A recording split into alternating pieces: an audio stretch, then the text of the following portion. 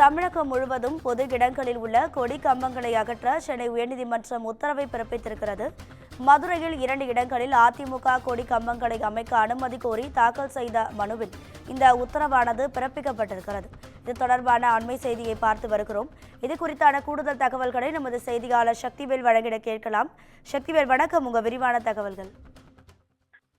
நிச்சயமாக வணக்கம் ராதிகா. மதுரையில் 2 இடங்களில் அதிமுக கொடி கம்பங்களை அமைக்க அனுமதி கோரி உயர்நீதிமன்ற மதுரை அமர்வில் தாக்கல் செய்யப்பட்ட மனுவை விசாரித்த நீதிமன்றம் தமிழகம் முழுவதும் ஏப்ரல் 28ஆம் தேதிக்குள் அனைத்து பொது இடங்களில், மாநில தேசிய சாலைகளில், உள்ளாட்சிக்கு சொந்தமான இடங்களில் உள்ள அரசியல் கட்சிகள், சாதி மத அமைப்புகள் மற்றும் சங்கங்களின் கொடி கம்பங்கள் அகற்ற வேண்டும் என கடந்த ஜனவரி மாதம் உத்தரவிட்டிருந்தது. இந்த நிலையில் அந்த வழக்கு மீண்டும் சென்னை உயர்நீதிமன்ற நீதிபதி ஜி.கே. இளந்திரையன் முன்பு விசாரணைக்கு வந்தபோது தமிழக அரசு தரப்பில் வழக்கறிஞர் சந்தோஷ் ஆஜராகி இது தொடர்பாக தமிழக தலைமைச் செயலாளர் தலைமையில் ஆய்வு கூட்டம் நடத்தப்பட்ட நிலையில் நிலையான வழிகாட்டு முறை தயாரிக்கப்பட்டு வருவதாக தெரிவித்தார். அப்போது குறுக்கிட்ட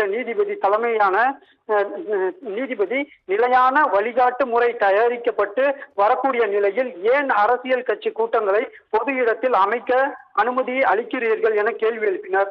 மேலும் உயர்நீதிமன்ற உத்தரவிட்ட பிறகும் முறையான அனுமதி இல்லாமல் கொடி கம்பங்கள் அமைக்கப்பட்டு வருவதாக தெரிவித்தார். பொது இடங்களில் கட்சி கூட்டங்கள் மற்றும் கொடி கம்பங்கள் அமைப்பதற்கு ஏன் கட்டணம் வசூலிக்கிறீர்களா என கேள்வி எழுப்பிய நீதிபதி ஒவ்வொரு கொடி கம்பத்திற்கும் 1000 ரூபாய் கட்டணம் வசூலிக்க வேண்டும் என தெரிவித்தார்.